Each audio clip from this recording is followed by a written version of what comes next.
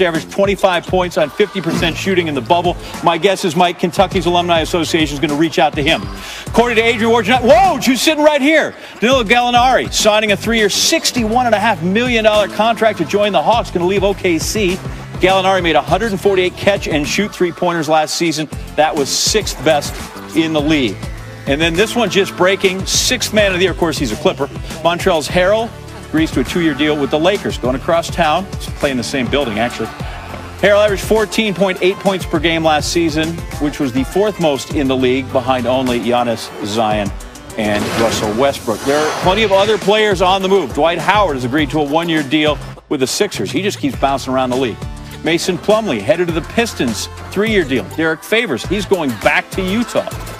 After some players staying put, Jordan Clarkson, Mizzou, agreed to a 4-year deal worth $52 million to stay with the Jazz. Rodney Hood staying put in Portland. That's also a 2-year deal. And Joe Harris is back with the Nets, and he's hooked up on his contract for 4 years. All right, Woj is here, scheduled for 3 minutes and 45 seconds, which would be the longest you've stayed off your phone in how long?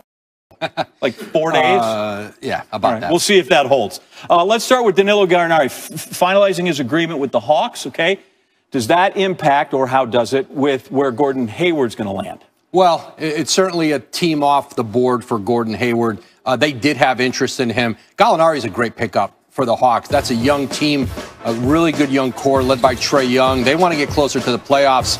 And Gallinari, coming off a very good year in Oklahoma City, is there. And you're seeing teams like that, some of these younger teams with cap space going out and trying to improve themselves. Detroit has made a series of moves tonight. Does OKC even have any players left? I mean, they keep flipping guys leaving free. I mean, they have all those picks, but they don't have them all here in the next day and a half.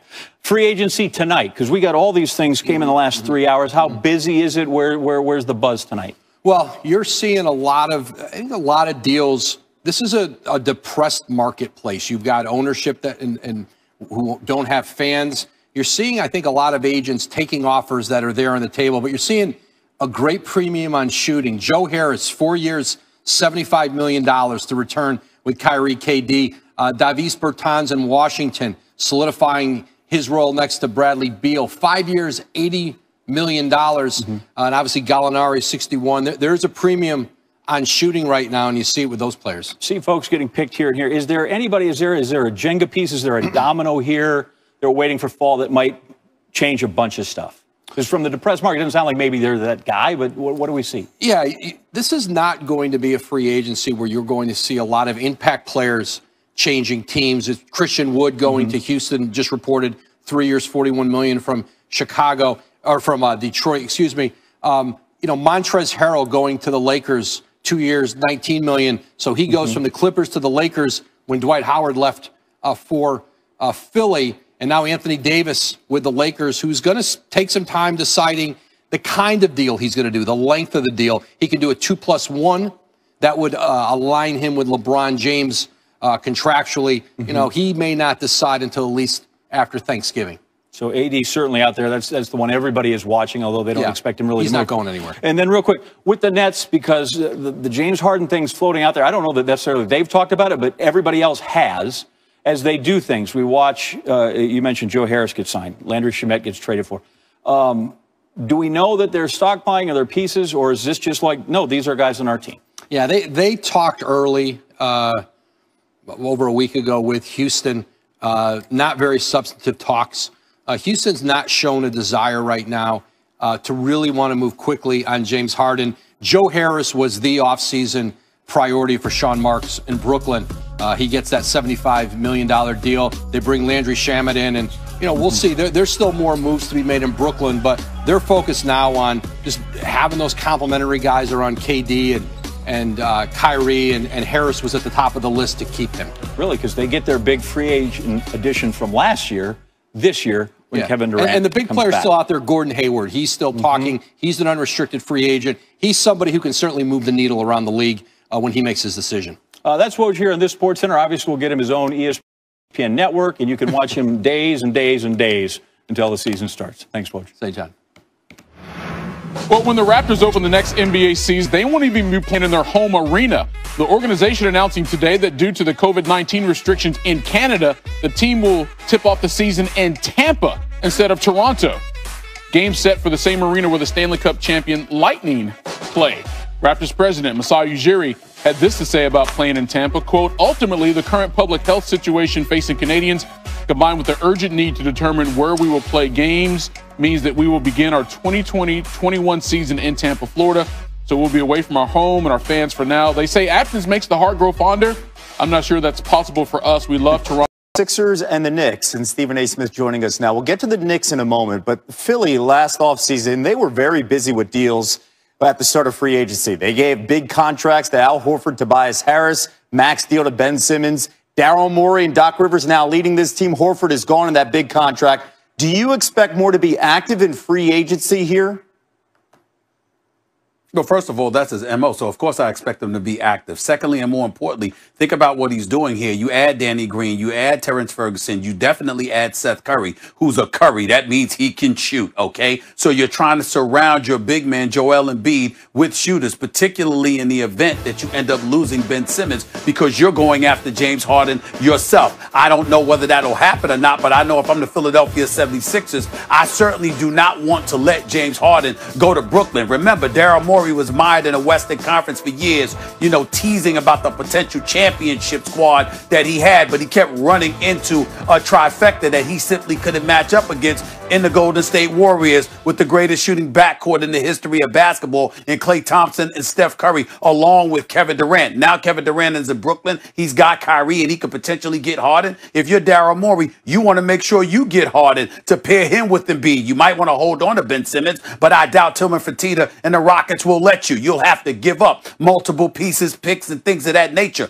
But again, this is Daryl Morey that we're talking about. The man doesn't stand still. He certainly isn't averse to making moves. That has been his history. I don't know if there's anybody in the league that has made more moves than him in the last 12 to 13 years. I think he's like top two in the league in a number of moves. So I think he'll try something. Whether he'll be able to pull it off remains to be seen. But clearly, with what they're doing, they want to surround Joel Embiid with shooters. And I think you know this better than most, Kevin. We love Ben Simmons. He's a star and a stud, but a shooter, he is not. So surround him with guys that can space the floor and shoot. And meanwhile, let's talk about your Knicks. They shed some deals earlier this week.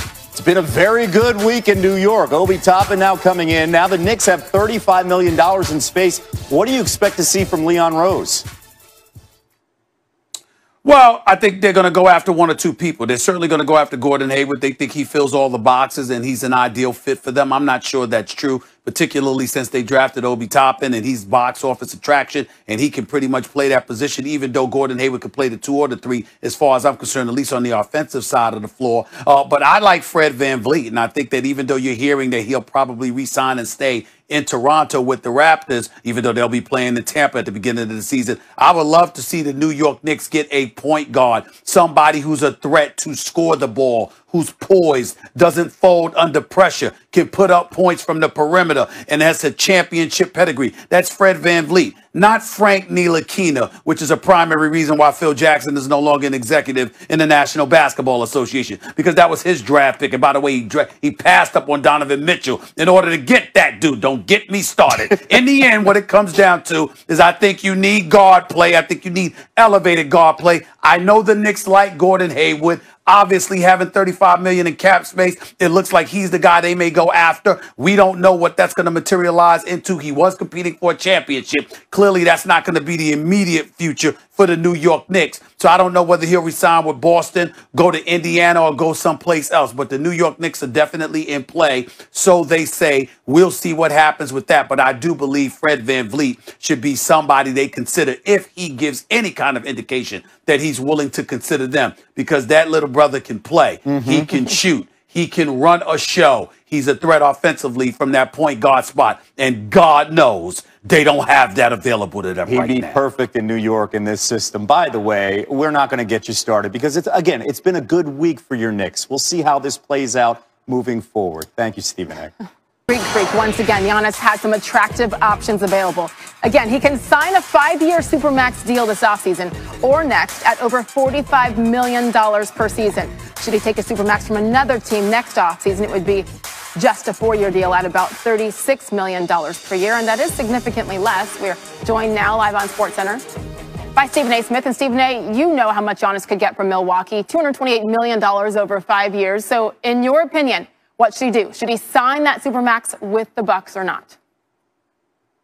Well, I'm going to always encourage somebody to take the money. Let's get that straight, Sage. You're talking about an excess of $70 million that he would be passing up if he didn't sign with Milwaukee. So we understand that. Now, obviously, a consultation or a consolation prize, rather, would be him going to a place that has no state income tax, meaning Florida or Texas. That would basically mean Miami. But I doubt that will happen. In the end, here's the big thing to peel from this. Bogdanovich, you thought you had him, but ultimately they messed that up, because now they're being investigated for tampering charges, and that deal has fallen through. That guy can play.